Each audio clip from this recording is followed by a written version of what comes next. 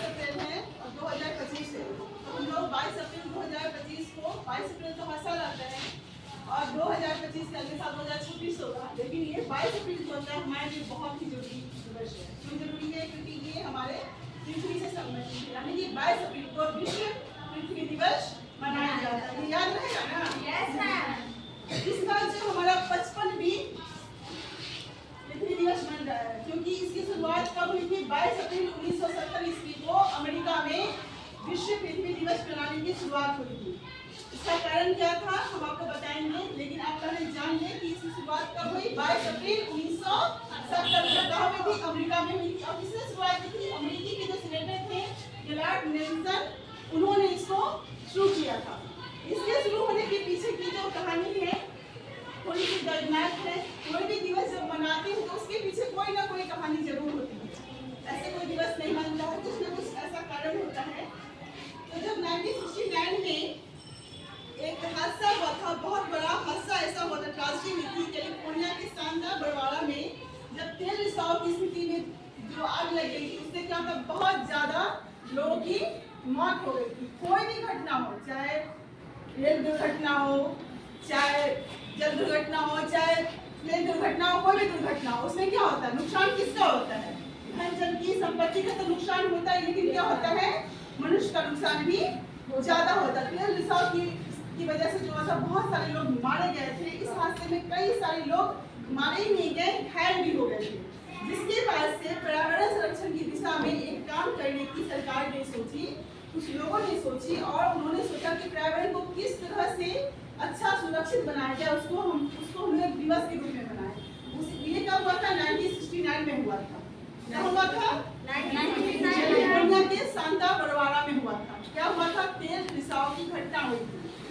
लेकिन ये सोच जब कोई घटना होती तो तुरंत में तो कोई उपाय होता नहीं, तो सोचते सोचते 1970 में पर्यावरण संरक्षण कैसे किया जाए, हमको हमारी पृथ्वी को कैसे बचाया जाए, इस पे हम लोग को काम करने की जरूरत हुई। और इसलिए 22 अप्रैल 1970 ईस्वी में इससे विश्व पृथ्वी दिवस को मनाने की सोची गई थी। और इसका जो थीम है, इस बार का थीम है, हर साल विश्व पृथ्वी दिवस मनाने का अलग अलग थीम होता है। इस बार का हमारा थीम है हमारा शक्ति हमारा ग्रह। अच्छा ये बताइए, ग्रह का इंग्लिश में क्या कहते हैं? खड़े हो जाइए, स्पेलिंग बताइए प्लैनेट की। बैठ जाइए। अच्छा, इस बार का बैच अच्छा लग रहा है, तो बहुत लोग जवाब नहीं देते हैं। इस बार का हमारा थीम है हमारा शक्ति हमारा ग्रह। आप लोग जानते हैं कि हमारी पृथ्वी जो है क्यों दूषित हो रही है? हमारी पृथ्वी आज सरकार को बहुत सारी योजनाएं चलानी पड़ रही है। ऐसा तो नहीं कि सिर्फ बिहार में चल रही है, भारत में भी चल रही है, विश्व में भी, अंतर्राष्ट्रीय स्तर पर विश्व को में पृथ्वी को बचाने की जरूरत हो रही है। क्यों हो रही है? तो बताएंगे, तुम बताएंगे। मैम, पृथ्वी दिवस इसलिए मनाया जाता है क्योंकि हमारे पृथ्वी जो है सो आज कल दिन प्रतिदिन जो है सो ज़्यादा प्रदूषित होता जा रहा है। लोग प्लास्टिक का अधिक उपयोग कर रहे हैं, बिल्डिंग सब ज़्यादा बन रही है और बड़ी बड़ी फैक्ट्रियों का निर्माण होता जा रहा है, जिस कारण प्रदूषण अधिक बढ़ रही है, पानी की मात्रा भी घट रही है, ग्लोबल वार्मिंग बढ़ रहा है। अब पृथ्वी इतनी ज़्यादा प्रदूषित हो गई है, वायु भी प्रदूषित हो गया है, जिस कारण सांस लेना भी मुश्किल हो रहा है। इसलिए पृथ्वी दिवस हर वर्ष मनाया जाता है। प्रदूषण को रोकने के लिए, ग्लोबल वार्मिंग से जो हमारा पृथ्वी को नुकसान हो रहा है उसको रोकने के लिए, जो भी कठिनाई हो रही है प्लास्टिक से हमारी पृथ्वी को बहुत सारा नुकसान हो रहा है। आज दिन आप लोग देखते होंगे कचरा प्रबंधन की बात होती है, जल जीवन हरियाली की बात होती है, वृक्षारोपण की बात होती है ना, परिवहन सुरक्षा की बात होती है।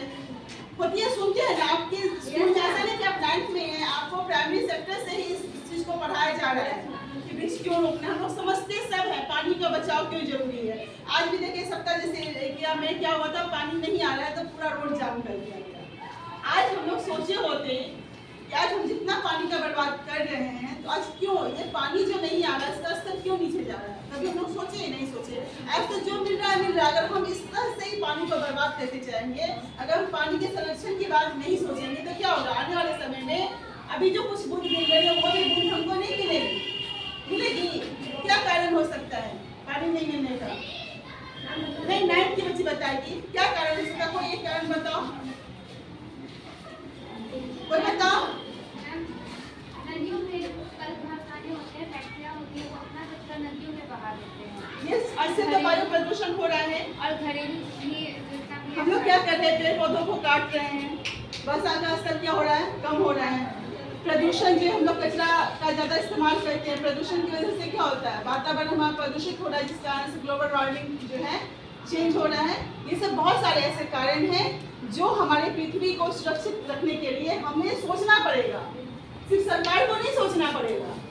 हम सारी जिम्मेवारी, अगर आज पानी नहीं आया तो हम लोग धरना प्रदर्शन कर बैठ गए ना, लेकिन हमारे जैसे जनरेशन के लोग ये नहीं सोचे क्या कि इस पानी जो नहीं आ रहा है, इस पानी को हम कैसे आने वाली पीढ़ियों के लिए रोक के रखें। किसी एक के करने से होगा?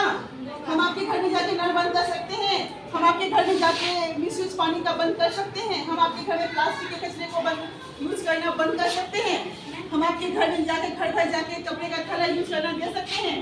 नहीं दे सकते। ये कब होगा? जब हम सभी लोग जागृत होंगे। नहीं तो आने वाले समय में हम जो कष्ट झेल रहे हैं ना, हमारे आने वाली पीढ़ियां जो होती है, हमारे आने वाले बच्चे जो हैं, आपके जो बच्चे होंगे वो बूंद बूंद पानी के लिए तरसेंगे। अगर हम लोग इसी तरह से पर्यावरण को कैसे सुरक्षित रखा जाए अगर नहीं समझते हैं तो इसलिए हम सभी का दायित्व बनता है कि हम लोग पर्यावरण को कैसे सुरक्षित रखें। आपके घर में कोई गलत कर रहा है, आपको उसको समझाना है, क्योंकि आप लोग आज की जनरेशन है, आज की पीढ़ी है, आज के युवा है, आपको जागृत होना होगा। आपको क्यों माता पिता पढ़ा रहे हैं कि ड्रेस मिलेगा, कपड़ा मिलेगा, डिग्री मिलेगी? नहीं, ये सारा कुछ मिलेगा, लेकिन उसके साथ साथ आपको एक नई सोच मिलेगी। आपके गार्जियन हो सकते हैं नहीं समझते होंगे कि हम पानी का इस तरह से मिसयूज करते हैं, या कचरे को जहाँ तहाँ फेंक देते हैं, या प्लास्टिक का उपयोग करते हैं, या पेड़ पौधे को काट के लंबी लंबी बिल्डिंग बना देते हैं। आपके गार्जियन हो सकता है नहीं समझेंगे, लेकिन उनको समझाना किसका काम है? हमारा काम है। सरकार की जल संरक्षण के लिए क्या कर रही है? आज हमारे घर में क्या कर रही है? सरकार घर में ये चीज होना चाहिए। कोई बच्चे बताएगी सरकार कह रही है कि जल को बचाने के लिए हर घर में क्या होना चाहिए? वर्षा के जल को संरक्षण करने के लिए, जो जल हम कल से बहाते हैं उसको यूज करने के लिए क्या होना चाहिए? हर जल का होना चाहिए, एक सोख्ता का निर्माण होना चाहिए, वर्षा के जल को संचय करने का होना चाहिए। हम जैसे हमारे फिल्टर में ही देख लो, फिल्टर में जो पानी निकलता है उसमें एक पाइप जो लगा तो कितना पानी बर्बाद होता है ना। उसमें अगर आप एक बाल्टी लगा देती हैं, वो जो पानी छन कर आता है वो पानी तो किसी काम में कि आप उसे कपड़ा धो सकती हैं, आप उसे पेड़ पौधे में डाल सकते हैं, उसे बर्तन भी धो सकती हैं। लेकिन हम लोग नहीं करते, अरे जा रहा है मेरे तो पानी आ ही रहा है। उन घर में जाके देखिए जिनके घर में पानी नहीं आ रहा, जिनके बच्चे एक बूंद पानी के लिए तरस रहे हैं। ठीक है, आज आपके घर में पानी आ रहा है, लेकिन कल आप ही के घर में आपके बच्चे पानी के लिए तरसेंगे अगर आप लोग सजग नहीं बनेंगे। क्योंकि किसी भी चीज का रोपण नहीं हो सकता है, पानी को आप कैसे कर सकते हैं? आज प्रकृति अगर विनाश कर जाए तो आप लोग कुछ नहीं कर सकते। इसलिए हम लोगों को क्या होगा कि हमें हर बच्चे को संकल्प लेना हो कि हम लोग ज्यादा से ज्यादा वृक्षों को रोपें। मतलब वृक्ष में लंबे वृक्ष को नहीं रोकना है, हमें छोटे पौधों को रोकना है, उसका सेवन करना है, उसमें पानी देते रहना है ताकि वो बड़ा होके हमारी प्रकृति को एक सुरक्षा दे सके। दूसरा क्या करना है, हमको प्लास्टिक के सामानों का यूज कम करना है। हम जैसे आपको दे रहे हैं पृथ्वी दिवस का स्वागत करती है, नवीकरण ऊर्जा जैसे सौर, पवन, जल, तापीय और ज्वारीय ऊर्जा को बढ़ावा देना। दूसरा 2030 तक बैटरी स्वच्छ बिजली उत्पादन से तिगुना करने पर केंद्रित करना। बिजली उत्पादन कैसे होगा? 2040 तक सभी प्लास्टिक उत्पादन में 60% की मांग करना। आजकल सबसे ज्यादा अगर प्रकृति को प्रदूषित कर रहा है तो वो प्लास्टिक कर रहा है। हम लोग छोटे से सामान को भी खरीदने के लिए जाते हैं तो प्लास्टिक लेके जाते हैं।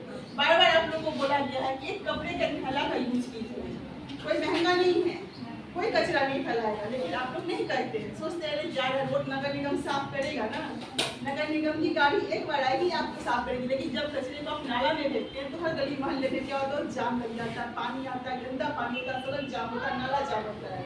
गंदगी कहाँ से आएगी? आप घर को कितने भी सुरक्षित रखे, पूरा सैनिटाइजर मार के एकदम स्वच्छ 4 बार 5 बार पोछा लगा ले, लेकिन घर से बाहर निकलेंगे कि नहीं निकलेंगे? उस घर में कैद होंगे।